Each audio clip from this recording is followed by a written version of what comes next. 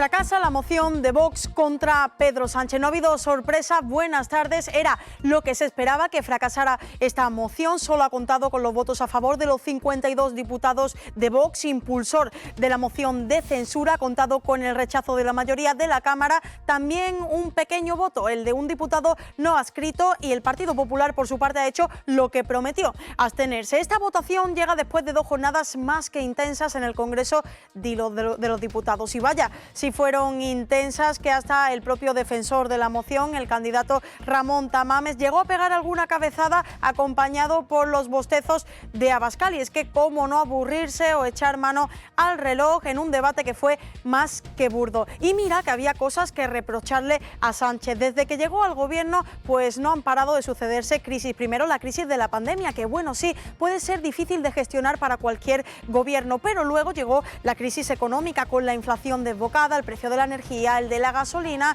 todo pues definitivamente causando que los ciudadanos pierdan cada vez más poder adquisitivo. Y eso sin contar con la crisis política en la que está inmerso pues su propio gobierno. Crisis con los socios, crisis con su partido de la coalición con Podemos, leyes que el propio Sánchez impulsaba y leyes que el propio Sánchez quería reformar. Con todo este batiburrillo que se podían reprochar, sin embargo, para Sánchez enfrentarse a esta moción de censura ha sido algo así como un paseo. Para él lo más difícil en este caso ha sido contenerse la risa. Mientras tanto, algún dardo que otro, pero no demasiado, y mucho menos no han logrado convencer al resto de la Cámara para desbancar de una vez por todas, como llevan años pidiendo, a Pedro Sánchez de la bancada y en este caso del Gobierno. Pero enseguida todos los detalles de cómo han sido estas 2 jornadas en el Congreso de los Diputados. Antes, comentarles una última hora, y es que la directora de la Guardia Civil, la directora general María Gámez, ha dimitido de su cargo. Desempeñaba esta función desde enero de 2020, cargo que ha dejado en un momento complicado para el Instituto Armado por las investigaciones judiciales que se están cursando en torno a las presuntas irregularidades en obras en 13 comandancias y por el caso Mediador. Grave negligencia médica en Cádiz. Una pareja descubre que el hijo que acaban de tener a través de fecundación asistida in vitro resulta ser de otro padre. Ha ocurrido en el Hospital Puerta del Mar. La Consejería de Salud ha abierto una investigación ante la denuncia presentada ante el Servicio Andaluz de Salud. Y en los deportes, el Sevilla oficializó la llegada de José Luis Mendilibar hasta final de temporada. El técnico vasco ya conoce al vestuario y ha podido dirigir sus 2 primeras sesiones de entrenamiento. Llega acompañado por el exfutbolista Fran Rico, que será su segundo. Además, veremos lo más destacado del triunfo del Unicaja en la BCL ante la ECA. Un resultado que deja a los malagueños como líderes del Grupo K, por lo que tendrán ventaja de campo en el top 8, evitando así rivales como el Lenovo Tenerife o el Bonn alemán. Pues son los titulares de esta jornada. Hoy es 22 de marzo, Día Internacional del Agua, y también hablaremos, como no, de esta cuestión y la falta de agua en nuestra comunidad. Eso enseguida. Ahora comenzamos.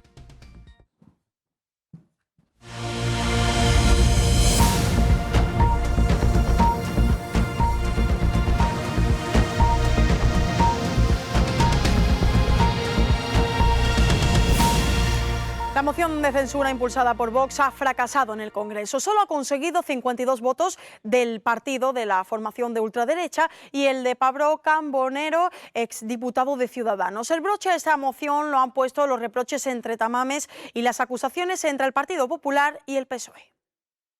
La segunda y última jornada de la moción de censura ha arrancado cargada de acusaciones por parte del candidato, el economista Ramón Tamames, que ha reprochado a los portavoces de los grupos parlamentarios el tono de sus intervenciones. Señora presidenta, usted debería advertir a algún diputado de que debe hablar de otra manera.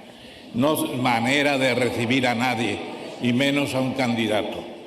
Y también entre PP y PSOE, echándose en cara cuestiones de corrupción. Y terminar enfangado en casos como el de Tito Berni, con 2 presidentes de su partido condenados por los ERES o investigados por chivatazos. Hablamos de su ministro del Interior, al que el fiscal pide 15 años.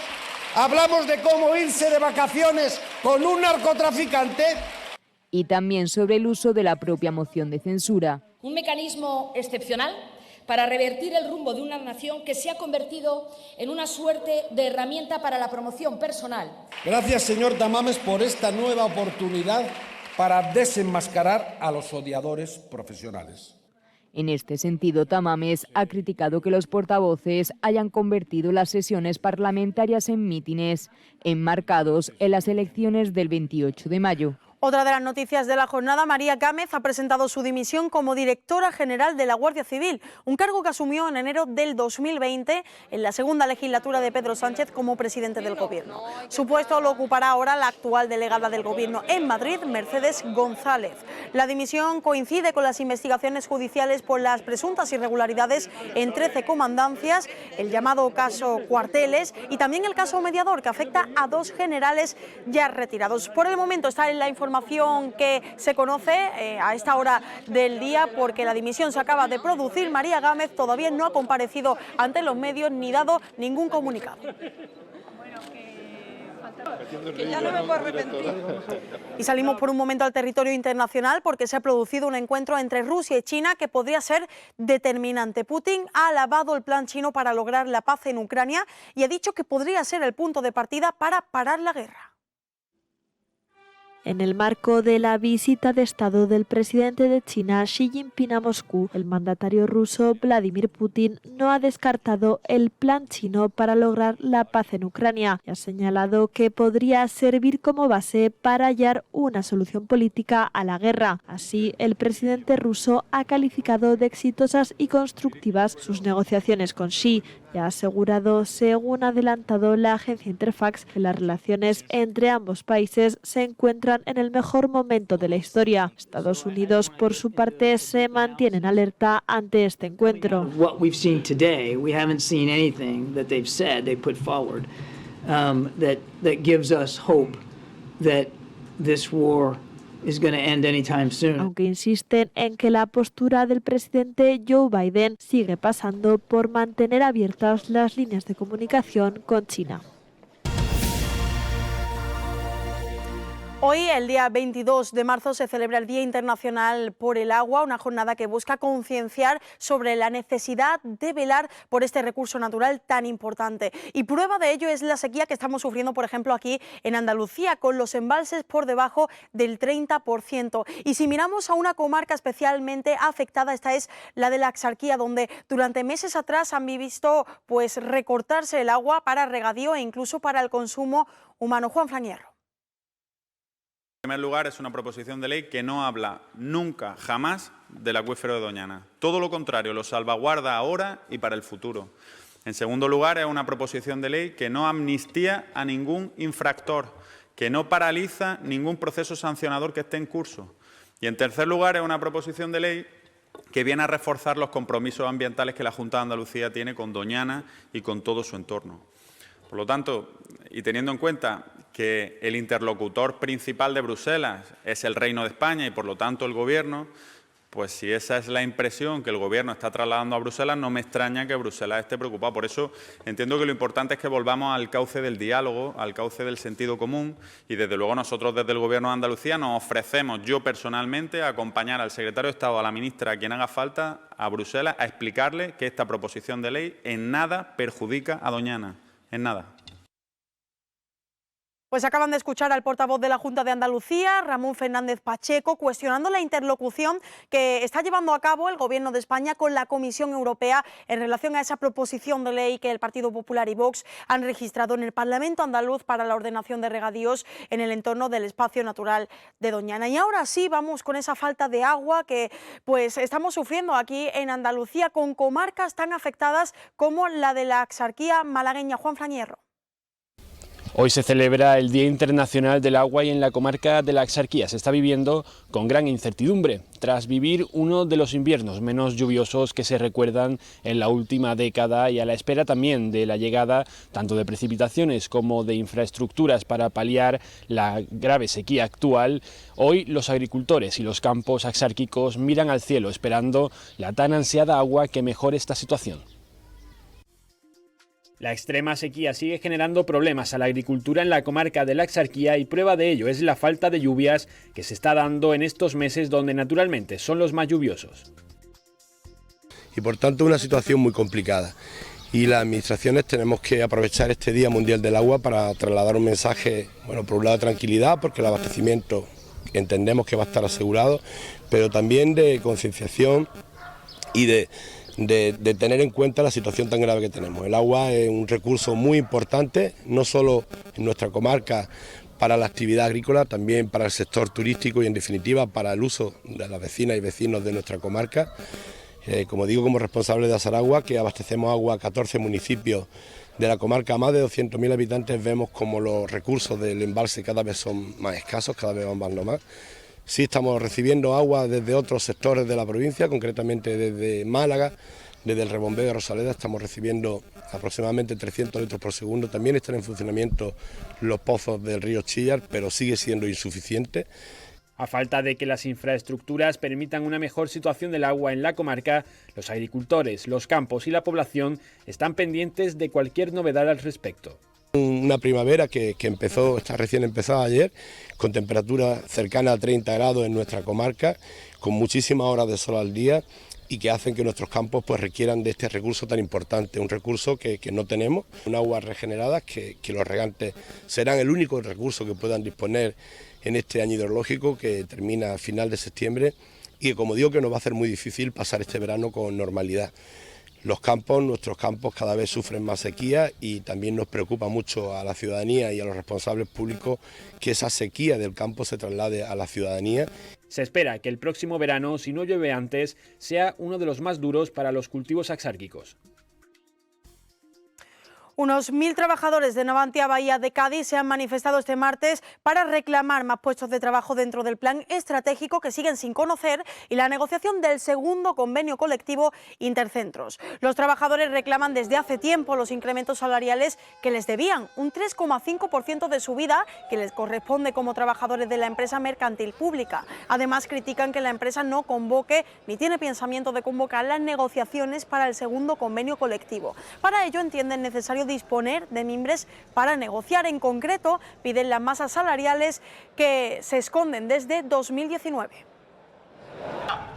Ni tiene pensamiento de convocar. Tenemos que hablar de muchos temas de convenio, de promociones, de incremento, de clasificación profesional desde el grupo profesional 1 hasta el grupo profesional número 4 y tenemos que hablar también de algo muy importante para nosotros, que es lo que nos da los mimbres para poder negociar, que son las masas salariales, ¿no? Masas salariales que nos debe la empresa desde el año 2019 hasta el día de hoy y que nos la esconden. Nos la esconden porque desde el año 19 hasta el día de hoy, entre las masas salariales, la cantidad de que había y las pérdidas que se han producido, que ya en el año 22 tenía como haber tenido números negros, hay un desfase de casi 500 millones de euros.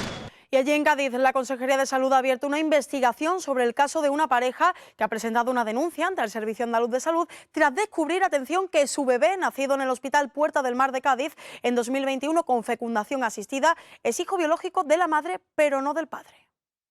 Una familia de Cádiz ha denunciado al Hospital Puerta del Mar de la capital por un error en la manipulación de la muestra utilizada para la fecundación in vitro que no corresponde al padre.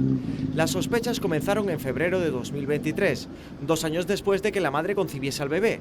Los comentarios de familiares sobre la falta de parecido físico entre el hijo y su padre comenzaron a sembrar la duda. Un amigo de la pareja con conocimientos médicos tuvo acceso a la cartilla de nacimiento del niño, donde se probaba que el grupo sanguíneo del infante era incompatible con el del padre. Un hecho que motivó a los padres a realizar una prueba de análisis genético en un laboratorio para salir de dudas. El resultado, tal y como señala la reclamación al hospital, fue devastador para la familia. Esta familia ha señalado un gravísimo e irreparable daño moral, que afecta a todos los miembros, por la que solicitan una indemnización de 1 millón de euros en concepto de responsabilidad patrimonial por parte del Hospital Universitario Puerta del Mar de Cádiz. Llamamiento urgente a la donación de sangre en Málaga. Las reservas están al límite, solo queda sangre para las necesidades diarias. Dentro del centro de transfusión sanguínea piden a la ciudadanía asistir, por ejemplo, al Hospital Civil en la capital, abierto de lunes a sábado. El Centro de Transfusión Sanguínea ha solicitado este lunes donaciones urgentes de sangre de todos los grupos sanguíneos. La situación, según han advertido, se encuentra bajo mínimos, con existencia para un solo día. Así, desde este lunes han realizado un llamamiento urgente para que los ciudadanos de Málaga donen sangre con el fin de garantizar la existencia a todos los pacientes que puedan necesitarlo. En Málaga se precisan 250 donaciones cada día para poder mantener el stock suficiente y cubrir toda la demanda de los hospitales. Y nos encontramos en un escenario extraordinario con niveles de reserva que no se registraban desde hace 5 años, con existencia para un solo día. El centro de transfusión sanguínea en el recinto del Hospital Civil estará abierto toda esta semana en horario de 9 de la mañana a 9 de la noche y el sábado 25 de marzo de 9 a 2. A esto se le suman 11 unidades móviles itinerantes por Málaga y provincia. Intervienen 127 kilos de cogollos de marihuana en una operación contra el narcotráfico en Almería. En una actuación conjunta entre la Policía Nacional de Almería, Granada y Vigilancia Aduanera, se ha arrestado a 4 personas de distintas nacionalidades que pertenecían a esta organización que subcontrataba su servicio de logística a distintas empresas de transporte que cubrían rutas por Europa y las cuales desconocían el contenido de la carga que trasladaban. Este proceder les permitía operar con un número reducido de personal, aumentando sus ganancias y dificultando la labor policial. Y también la Policía Nacional ha desmantelado un kiosco de la droga situado en el casco histórico de Sevilla. Han detenido a un hombre y a una mujer por vender diferentes tipos de drogas a través de la ventana de un domicilio situado en el centro del casco histórico. Diferentes tipos de sustancias estupefacientes se ofrecían junto a su precio, organizadas dentro de recipientes en dosis dispuestas ya para la venta, como si de un kiosco de la droga se tratase, donde los clientes demandaban y recibían su encargo sin necesidad de entrar en la vivienda. Los hechos narrados provocaron tensión entre los vecinos de la zona debido al tránsito de toxicómanos en las inmediaciones del domicilio que se producía a diario. Se han intervenido diferentes tipos de droga y casi 9.000 euros en efectivo, motivo por el cual tanto la gestora del negocio ilícito como su trabajador fueron detenidos por un delito de tráfico de drogas y puestos a disposición de la autoridad judicial. Y en Málaga se han intervenido 937 kilos de hachís y 53 de éxtasis a una red que hacía envíos al centro de Europa, principalmente a los Países Bajos. En el marco de esta operación, agentes de la Policía Nacional y la Guardia Civil han detenido a 4 ciudadanos británicos que utilizaban una vivienda de Mijas como guardería de sustancias estupefacientes. La investigación comenzó en septiembre en el municipio vecino de Fuengirola. La policía detectó desplazamientos por carretera a través de territorio galo y con destino a Holanda. Los sospechosos se desplazaban en furgonetas y utilizaban chalecos a modo de personal de reparto. En la última fase, los agentes lograron intervenir la droga, varios coches, teléfonos, dinero en efectivo y procedieron al arresto de los 4 criminales.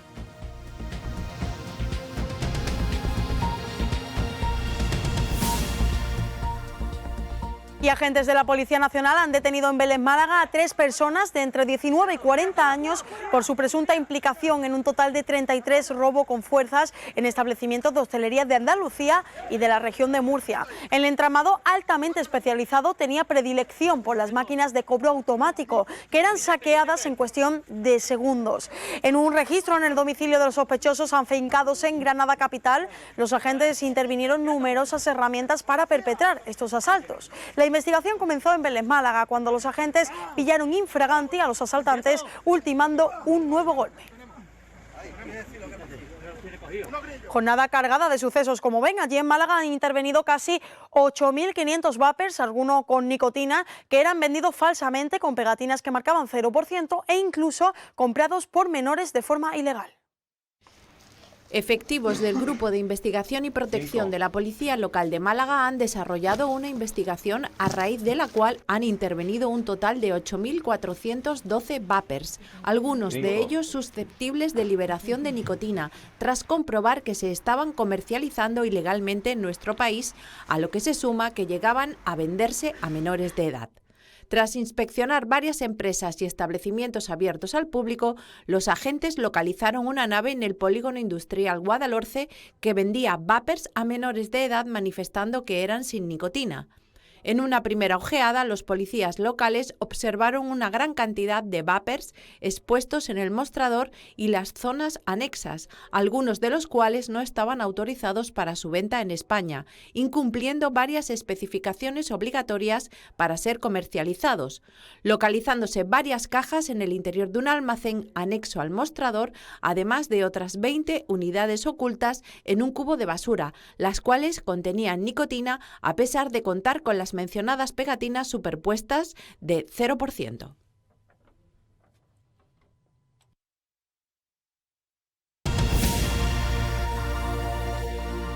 Este miércoles ha dado comienzo en Málaga el segundo Congreso de Ciberseguridad organizado por la Junta de Andalucía y que duplica el número de participantes con respecto a la edición anterior. Todo esto se enmarca en el Centro de Ciberseguridad de Andalucía, que abrirá sus puertas próximamente y que pretende convertirse en centro de referencia europeo en esta materia. El Congreso de Ciberseguridad de Andalucía se celebra por segundo año consecutivo en el Palacio de Ferias y Congresos de Málaga, con un programa ampliado con un escenario específico de charlas técnicas y otro de talleres prácticos. El encuentro, organizado por la Junta de Andalucía, supera los 2.000 asistentes y tendrá como gran protagonistas al Centro de Ciberseguridad de la Junta, que está a punto de abrir sus puertas en el puerto de Málaga y que aspira a convertirse centro de referencia europeo en esta materia. El interés es que este Centro de Ciberseguridad de Andalucía vaya a ser un centro que ofrezca servicios no solo a la Administración andaluza, sino a cualquier otra institución, ayuntamientos, diputaciones, universidades, puertos, pero también a empresas y ciudadanía. El alcalde de la ciudad, Francisco de la Torre, ha destacado que se debe seguir avanzando en esta materia en todos los ámbitos, desde la protección hasta la penalización.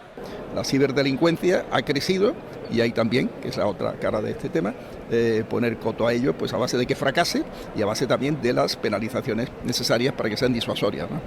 El Congreso tendrá este año 3 espacios diferenciados: el auditorio para las charlas y mesas de debate principales, el Speaker Corner donde se impartirán las charlas técnicas y una zona amplia para talleres prácticos. El paradigma de consumo de información está cambiando, al menos eso arrojan las conclusiones del Barómetro Audiovisual de Andalucía, que determina que los medios de comunicación convencionales siguen estables, pero que cada vez gana más terreno Internet. Eso implica un avance, pero también un riesgo. El contraste de cómo consumimos y contrastamos la información será el reto del futuro de la sociedad. Un 87% de la población andaluza aún hace uso de la televisión diariamente, pero en un alto porcentaje quienes la ven son mayores de 55 años. El uso de Internet como medio de información con respecto al año anterior ha aumentado casi 10 puntos. A mí también me parece un dato tremendo. Si está ganando ese terreno, ya podemos imaginar cuáles, insisto, pueden ser también los riesgos, ¿no? Cuando hablamos de la facilidad para emitir informaciones que quizás no estén contrastadas o son un copia y pega mal hecho a veces de un periódico original o son sencillamente tendenciosas o bulos, etcétera, ¿no? Quiero decir, tenemos suficientes datos como para entender que el paradigma está cambiando.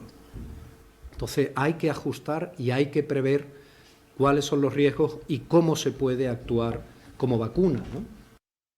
Buenas previsiones turísticas para esta Semana Santa. Aunque no hay datos oficiales, el consejero de Turismo, Arturo Bernal, ha informado que la ocupación hotelera estará cercana al 60% aquí en Andalucía. Además, asegura que este verano será el de la recuperación del mercado internacional.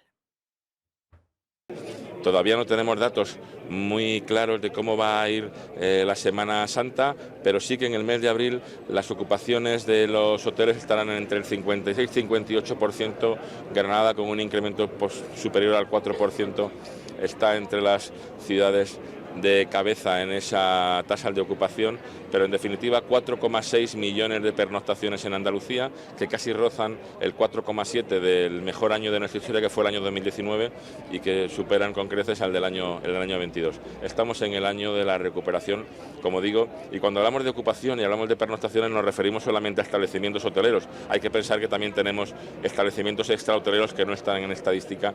En definitiva, el dato de los 280.000 nuevas plazas de aéreas puestas a disposición de las compañías hacia Andalucía ponen de manifiesto que efectivamente ese mercado se va a recuperar y el año 19 va a ser el mejor año, el año 23 va a ser el mejor año de la serie histórica, el mejor año, el año de récord, y la Semana Santa del 23 va a ser la mejor sin duda. Inaugurada la exposición Maestros del Futuro, Artesanía y Diseño en Europa, que exhibe en Sevilla una muestra de alta artesanía contemporánea que une a medio centenar de artistas europeos y españoles en el Castillo de San Jorge de la capital sevillana. El alcalde de Sevilla, Antonio Muñoz, ha presidido la preapertura de esta exposición, que ya ha contado con el respaldo de la baronesa Thyssen, Carmen Cervera, que revela un ejercicio de reinterpretación sin precedentes de las tradiciones y los oficios más ancestrales, pero con un enfoque actual.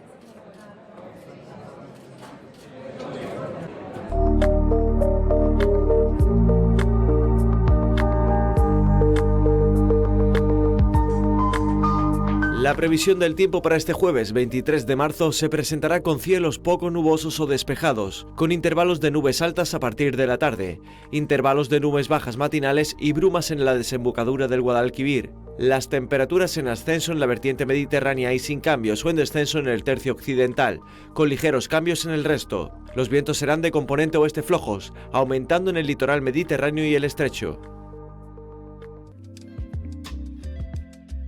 Esta es la fotografía del tiempo que nos llega desde Ronda. José María Oña nos la envía con un cielo parcialmente nublado y un precioso campo verde ya en primavera.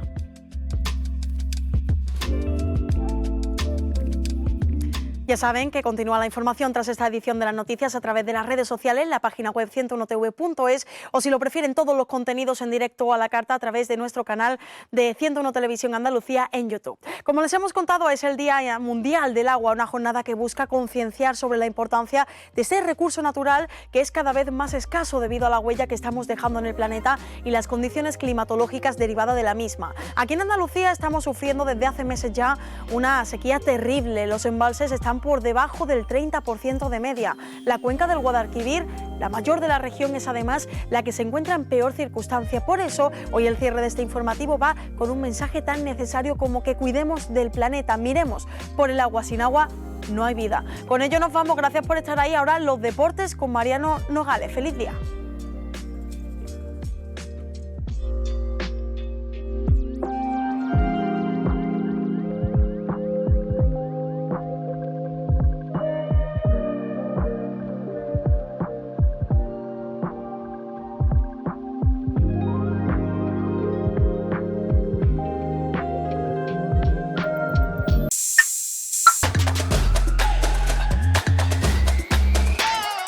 ¿Qué tal? Muy buenas, bienvenidos un día más a Deportes 101. Comienza la era de José Luis Mendilibar al frente del banquillo de Nervión, al frente del banquillo del Sevilla Fútbol Club. El de Zaldívar llega hasta final de temporada y veremos en función de si se cumplen o no los objetivos, podría prolongar su contrato. Veremos esa primera toma de contacto con el vestuario, también la dirección de su primer entrenamiento que se produjo en el día de ayer a las 6 de la tarde. Y hoy, hace unos instantes, ha finalizado su presentación. Escucharemos lo más destacado del nuevo técnico del conjunto hispalense, que sin duda ilusiona no solo a la afición, sino también al vestuario, porque el Sevilla necesitaba un cambio de rumbo después de que no hayan funcionado los proyectos ni de Julen Lopetegui ni de Jorge Sampaoli. Un Mendilibar al que, eso sí, no le apoyan los datos, los últimos resultados, y es que en sus últimos 50 encuentros dirigidos en la Liga Santander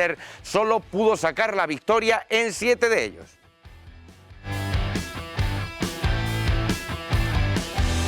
El Real Betis en el Acuario de Sevilla ha presentado la que va a ser la camiseta 100% poliéster reciclado que van a lucir todas sus secciones. Es una indumentaria que, como decimos, es 100% reciclada y en la que el Real Betis vuelve a mostrar ese compromiso contra el cambio climático. Será el Betis español de la jornada 29 en la que los de Pellegrini luzcan esas camisetas, que también las portarán en la sección de baloncesto, el Sevilla, el Real Betis, por supuesto, femenino, y también en este caso el Real Betis Futsal, una presentación que también acompañará a la vuelta al trabajo del conjunto bético, que encara este parón también motivado por el asalto a la Champions. Lo disfrutamos aquí en 101 Televisión. Hablamos del pase al top 8 del Unicaja, que lo hace como líder del Grupo K después de que los de Ivonne Navarro superaran a la AEK en el Anoliosa de Atenas por 65-75. Un partido en el que los cajistas no estuvieron del todo cómodos a pesar del triunfo. Eso sí, el AEK no llegó a estar en ningún momento en ventaja. Un partido liderado de cabo a rabo por parte de los de Ivonne Navarro. El mejor fue Carter y también Darío Brizuela, que apareció en los momentos calientes para ampliar la renta y dejar un cómodo final del Unicaja, que esperará rival y será un segundo clasificado con ventaja de cancha. Y también veremos cómo la onubense, la atleta María Forero, ha sido designada como la mejor atleta sub-20 en la gala del atletismo por parte de la Real Federación Española de Atletismo. La campeona de Europa de cross recibe así este galardón, que no hace más que ahondar en ese producto deportivo que es Andalucía y en el atractivo de nuestra región, que domina en todos los niveles la élite de todos los deportes.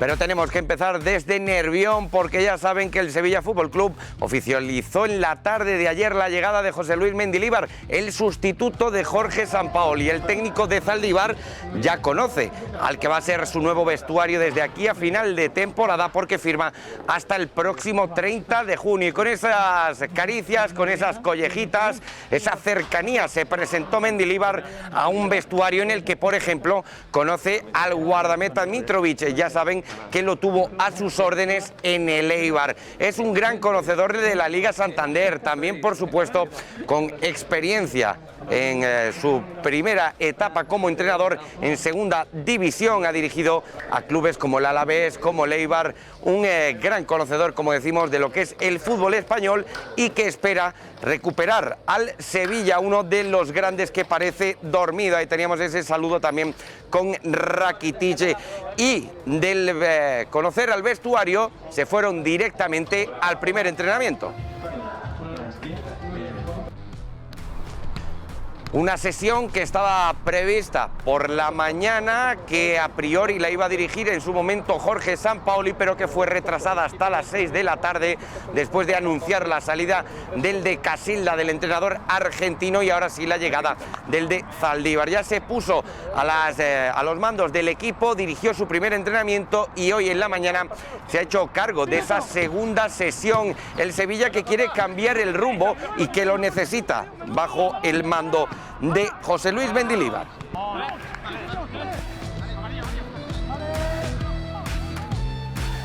Pero el de Zaldívar, después de haber dirigido esos dos entrenamientos, ya ha sido presentado como nuevo entrenador del Sevilla ante los medios. Y de la rueda de prensa nos quedamos con la pregunta de nuestro compañero Fran Campos. ¿Le haría ilusión o no continuar más allá del 30 de junio?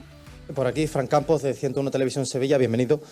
Hablaba usted del reto de salvar al equipo estos 3 meses, pero ¿tiene usted la ilusión personal de que se pueda prolongar ese contrato? ¿Es algo que no se plantea ahora mismo? Gracias. Sí, por supuesto.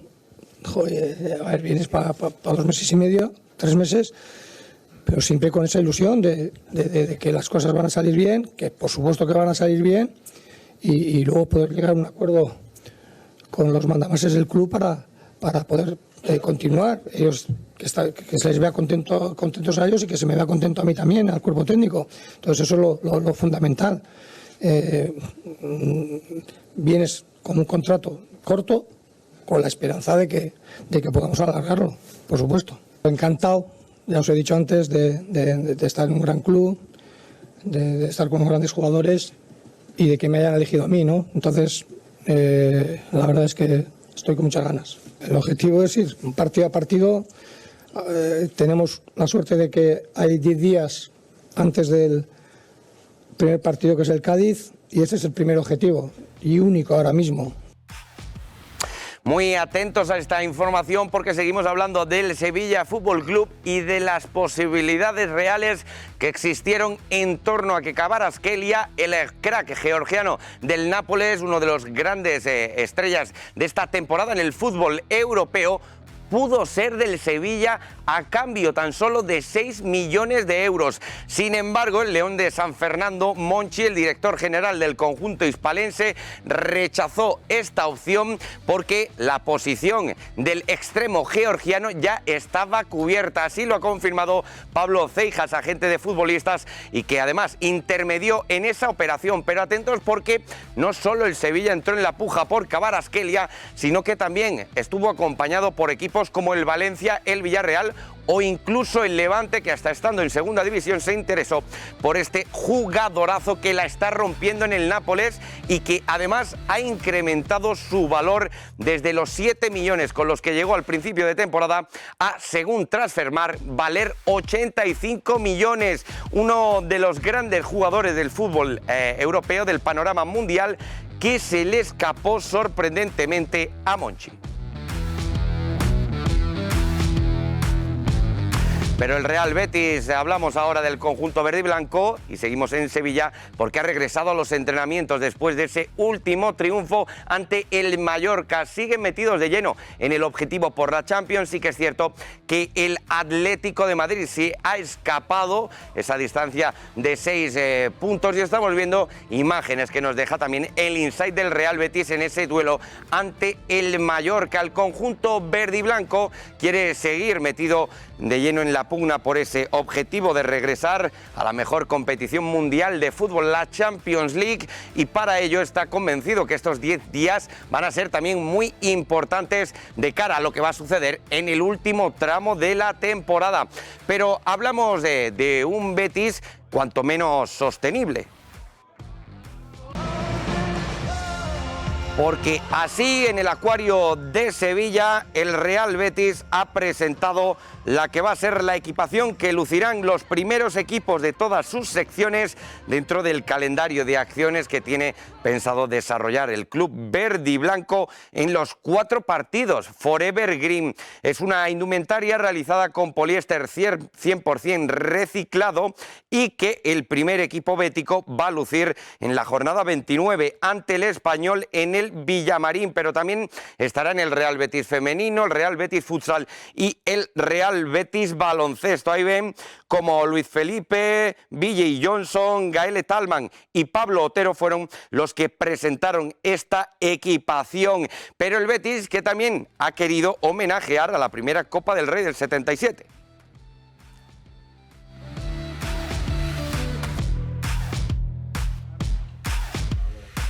Y es que el conjunto bético ha protagonizado en la mañana de hoy un sentido homenaje a los campeones de la Copa del Rey del 77 y muchos de esos protagonistas han estado también presentes bajo la presentación de los consejeros José María Pagola y Rafael Muela, además del presidente de la Fundación, Rafael Gordillo.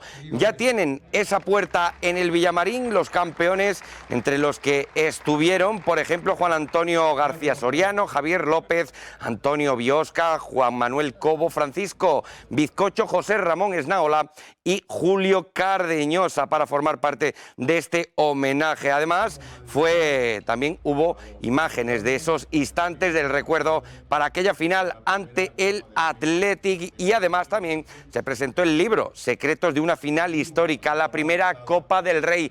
El conjunto bético que sigue sin dejar escapar ninguna oportunidad para de nuevo, como podemos comprobar, lucirse.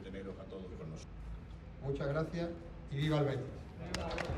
Antes de hablar de la selección española, que llegará a Málaga en menos de 48 horas, vamos a repasar también lo que está sucediendo en Cádiz y en Almería. Comenzamos desde la tacita de plata, porque el equipo de Sergio González sigue preparando el próximo encuentro y lo hace con esa noticia de que Fali, una vez superada la sanción, podrá volver a competir con sus compañeros en el derbi andaluz ante el Sevilla.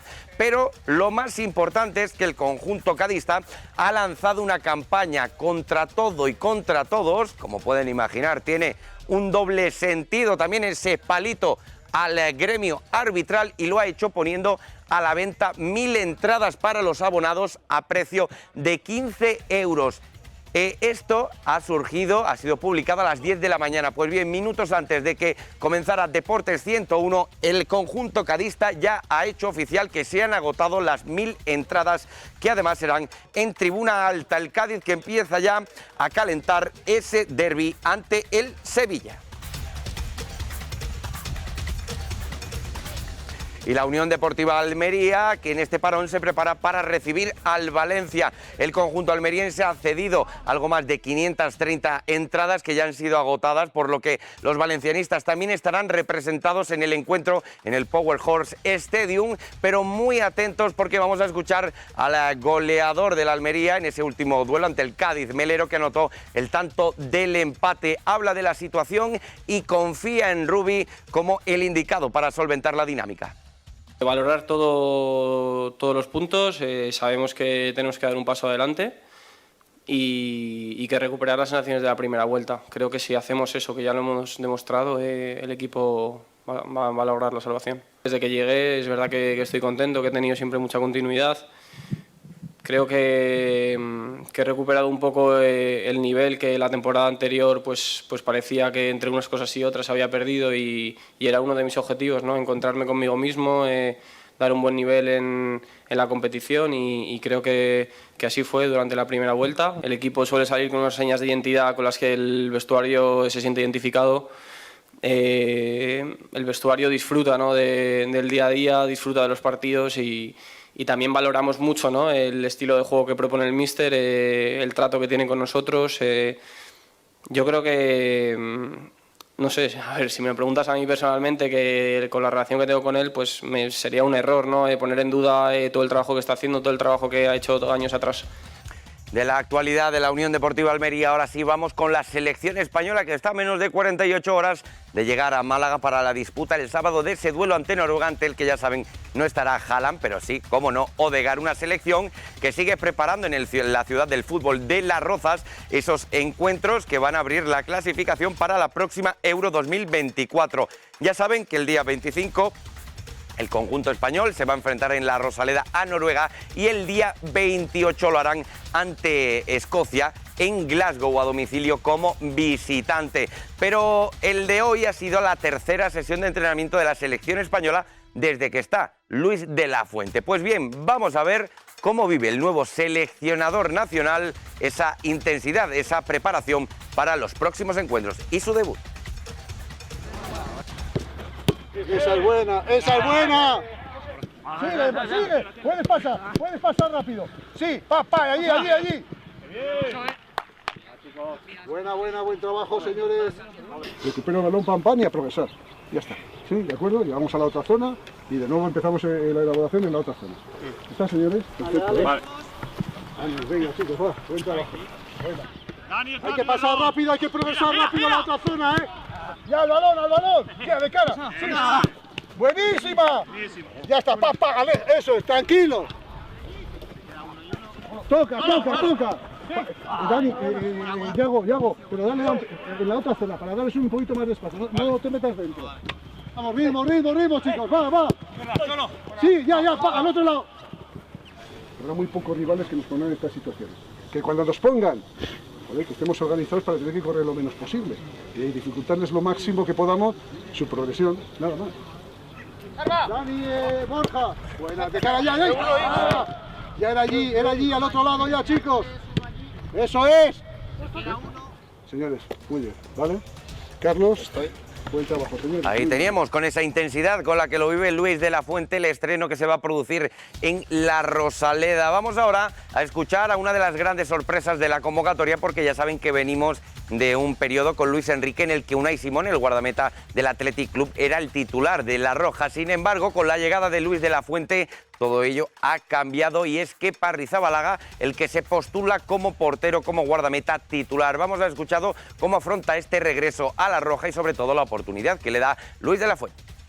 Grandes jugadores, parece que Haaland no va a jugar, obviamente es un jugador muy importante y que afecta a su propio equipo y a nosotros en la manera de jugar por todo lo que implica él, pero bueno, jugadores como Odegaard también que en la Premier lo está haciendo pues a un nivel altísimo y que tendremos que controlar. Me veo preparado, me veo con ganas y obviamente que quiero jugar, pero es una pregunta para el seleccionador. Al final es el que decide, es el que tiene que tomar la decisión y lo que tengo que hacer yo es estar preparado, estar lo mejor posible y si tengo la oportunidad pues aprovecharla. He pasado un periodo más complicado como en la vida, hay momentos mejores, hay momentos peores.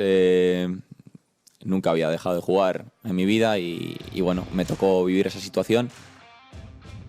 Ahí tenemos ese guardameta que se postula, como decimos, como titular. Kepa ahora haciendo buena campaña con el Chelsea. Hablamos ahora de los equipos andaluces de la Liga Smartbank y comenzamos por el Granada Club de Fútbol, que además este fin de semana va a llegar en cuadro hablando de la delantera. Ya saben los problemas que ha tenido defensivamente el equipo de Paco López, aunque eso sí, no se ha notado sobre el verde. Pues bien, este fin de semana el conjunto nazarí va a afrontar esta nueva fecha de la Liga Smartbank ante el Real Oviedo sin sus dos grandes referentes. Hablamos ni más ni menos que de Mirto Uzuni, el pichichi de la Liga Smartbank, con 19 goles y que está convocado con Albania, como era de esperar. Pero espérense porque tampoco va a estar Sean Baseman. El delantero israelí ha sido convocado con su selección también para estos encuentros clasificatorios de cara a la Euro 2024 y por tanto el único delantero que va a tener disponible Paco López como tal es Famara Diédhiou. Ya saben, el jugador que llegó el pasado mes de enero y que de momento no ha podido estrenarse como goleador del conjunto rojiblanco.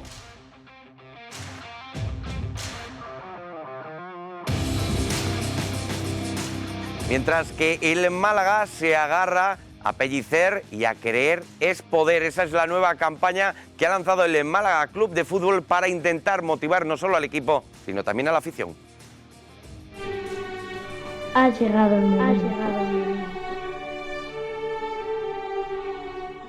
Ha llegado ese momento de darlo todo, de seguir luchando por este sueño. No podemos detenernos en los errores del pasado. Ahora lo único que importa es saber mirar hacia adelante. Dejarnos el alma en cada jugada. Partido a partido. Vamos a darlo todo.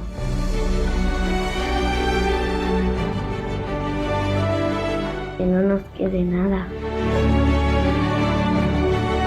Luchar cada jugada.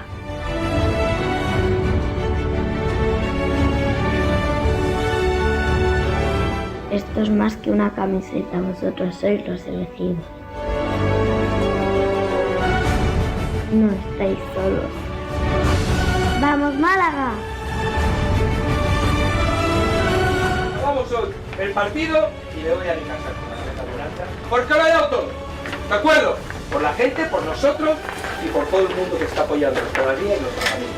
¿De acuerdo? Vale, pasa.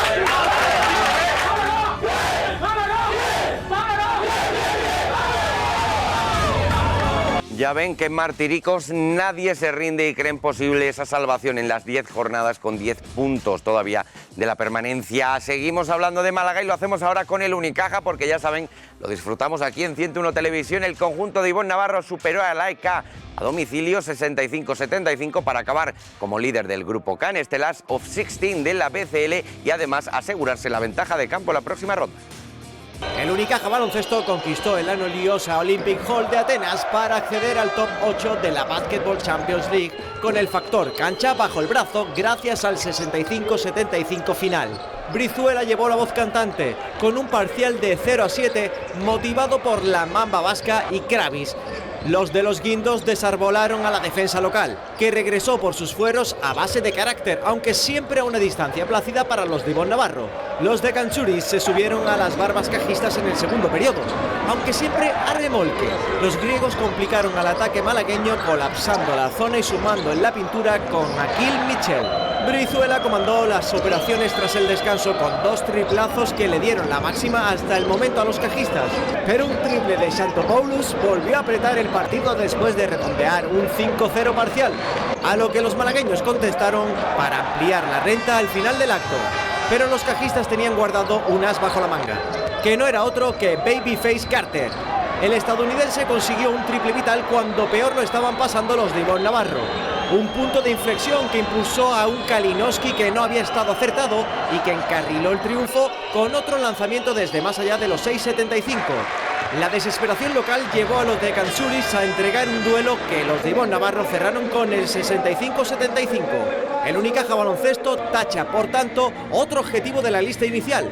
Los cajistas estarán en el sorteo del top 8 como cabezas de serie. Tendrán el factor cancha a su favor y además evitan a rivales como el Bonn o el Lenovo Tenerife. Este equipo sigue empecinado en hacer historia en el 30 aniversario de la entidad.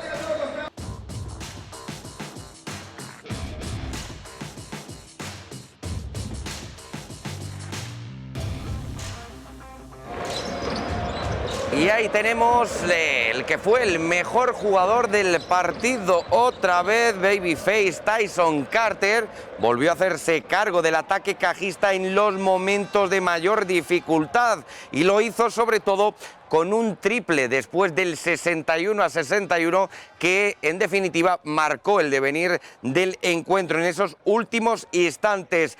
El escolta cajista anotó, como pueden comprobar, 15 puntos con canastas como este alley-oop brutal entre Kendrick Perry y el bueno de Tyson, pero como decimos fueron 15 puntos con 5 de 11 en tiros de campo, 4 de 7 en tiros de 2 acompañados, aderezados por 3 asistencias.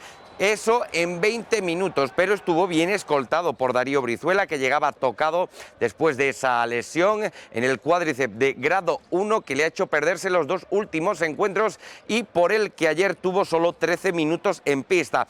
A pesar de ello, le dio tiempo a anotar 13 puntos con 5 de 7 en tiros de campo y lo más importante, 3 de 4 en triples, acompañado por 2 rebotes y 3 asistencias. El Unicaja, que como les hemos contado, va a llegar al top 8 de la BCL de esta competición con ventaja de campo y además, como se imaginarán, también lo van a poder ver aquí con nosotros en 101 Televisión.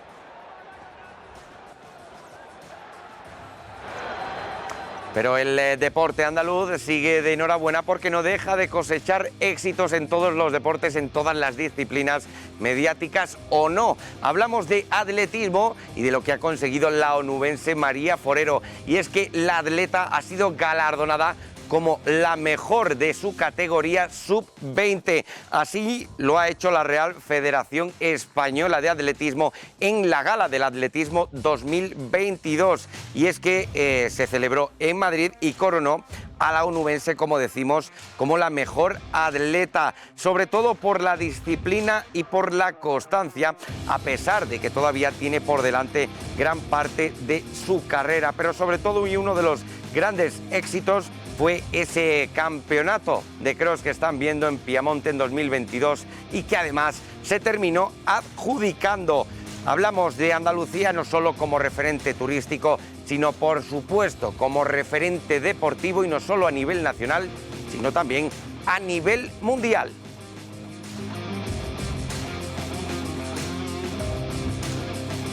Y hablando de Andalucía, precisamente a nivel turístico y a nivel deportivo, ¿qué les parece si para despedirnos hoy mezclamos ambos sectores? Porque lo vamos a hacer, nos vamos a marchar haciendo kitesurf desde Tarifa y con estas espectaculares imágenes que hemos conseguido. Esta adrenalina es sin duda la que impulsa al deporte andaluz a no pararse nunca, a no detenerse ante ninguna adversidad. Con estos vuelos espectaculares nos marchamos. Mañana regresa Deportes 101 a 101 Televisión.